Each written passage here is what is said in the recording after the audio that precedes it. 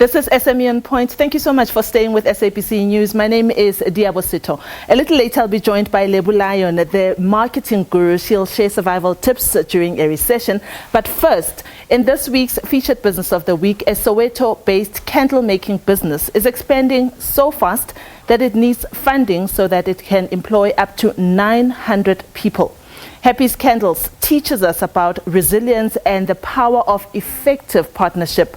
This is Happy Candles' story, edited by my colleague Sean Burke. A 53-year-old former offender committed to turning his life around.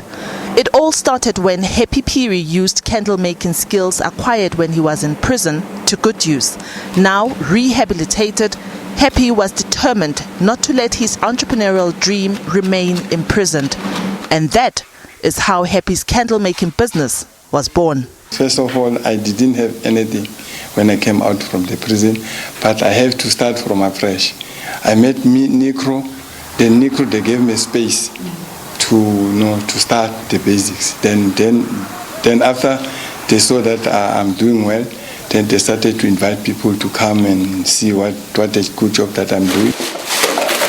But it was only after Happy decided to partner with 22-year-old Makatu Chibula that the business really took off. Makatu's been doing part-time jobs while studying psychology, and it was these part-time jobs that taught him valuable business acumen, infusing both their skills perfectly. Working in my third year as a junior waiter / junior manager, so I knew how to sell products and how to get customers in, and from there on I just knew that next year if I do face lack of funding for school or unemployment, I know that I would have started something. And I knew Happy from long time ago. That's when I spoke to him and we came together and established this finally. Happy's Candles currently employs 2 other people. The business supplies over 80 stores in and around Soweto with candles of different colors. And with the ongoing load shedding, the demand for candles has skyrocketed. But it is their ability to manufacture different colored candles that attract sangomas and traditional healers, which are their biggest clients. I've done my market research. All the sangomas that we've supplied to, we've asked them, what does this color mean to you? And most of them say with, for example, white, it's about purity and tranquility and just peace, I think, in total. Yeah, in truth. And then there's red that they use for protection against, evil spirits. And now the business is growing rapidly. It needs more funds and many more pairs of hands. A perfect opportunity to create more jobs in their community. If you can get more capital, we can be able to buy more machinery. As I said earlier on, that these machines can employ, one machine can employ 9 people. So imagine if we can have 100 machines of this, you just multiply 9 times 100. So a lot of people can get employed. Again, we can also try to alleviate poverty in terms of creating jobs, contributing to our country economic growth. So yes, if we can get a sponsor, we'll be grateful to get. So we need funding for wax, we need for machines, we need a lot, yes. But it's a zero risk business actually. Yeah, there's zero risk because all these candles sell out within a week.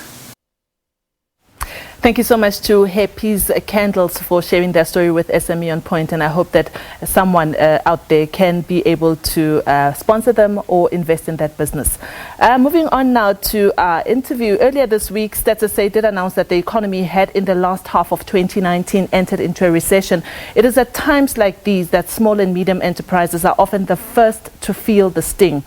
The rampant spread of coronavirus across the globe is also likely to hit some businesses hard. So I've asked Lebo Lion, the marketing and small business expert at People SA, to give us advice on how best you can prepare yourself for both these events. Lebo, thank you so much for coming to SME on Point.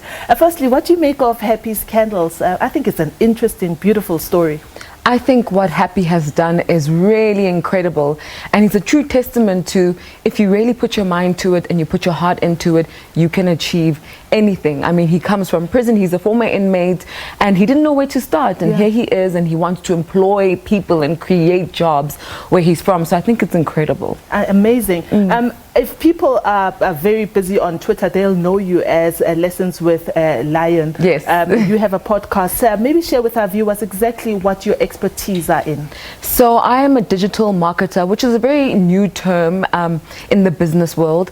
And basically what we do is we give people the digital tools that they need to help their businesses thrive. And so you'll see on Twitter a lot of the time I'll share, how can you build a brand? How can you get more sales in your business? Those kinds of topics, and that's what we tackle on the Lessons with Lion podcast. And just to give you an example of, you know, kind of what people have said about the podcast, a couple of small businesses have sent me emails saying, we listened to this podcast and actually we've increased our sales. Or we got mentorship because we changed a few things in our business because of what you've given us, and now, you know, we can move forward. So it really is a podcast for people like Happy, for people who want to move their businesses further but might not be able to afford the consulting fees that come with someone like me. Oh, interesting.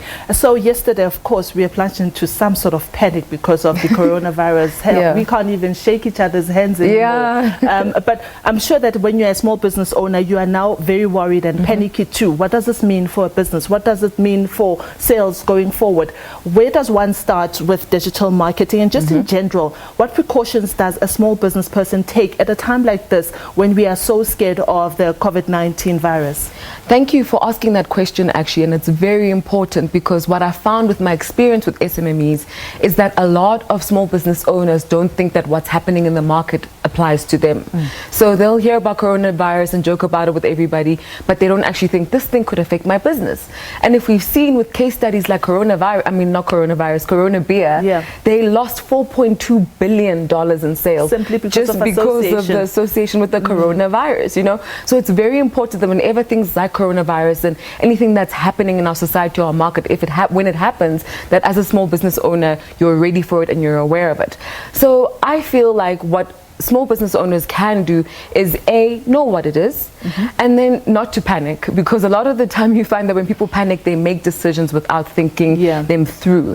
So don't panic, know what it is, and just make sure that your business can weather the storm of coronavirus. From a branding perspective, I mean, there's really not much that you can do, but if you're selling foods, for instance, fresh foods and that kind of thing, make sure that you're reassuring your clients that you guys have taken the right precautions to make sure that your food isn't contaminated, etc., etc. I know that we have a lot of business people who, for instance, are into reselling. They would go to places like China City to stock and resell. What about those people? You know, how do they now start navigating the uncertainty of this week, particularly? They have to really amend their sales strategy.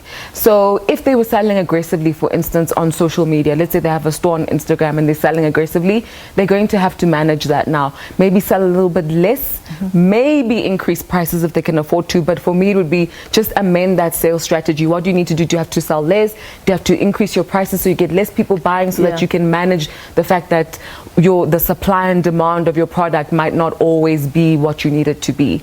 So that's what I'd say, amend your sales strategy. Here's another thing. On Tuesday, SABC says the economy is now in recession.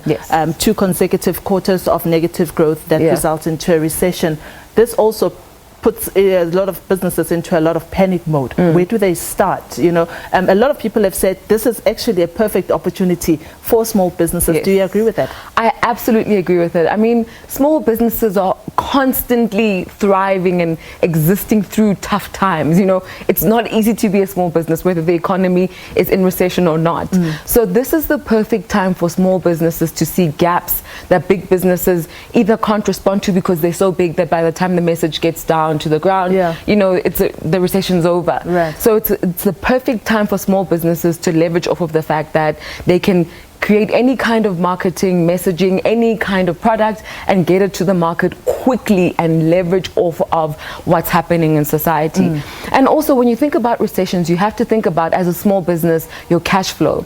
I know a lot of small businesses don't have a lot of investments, but they do have to make sure that they have a little bit of money, because they can't determine what's happening in the market. And that money will allow them to invest in marketing strategies, to penetrate the market, and to achieve a few things and pay some bills.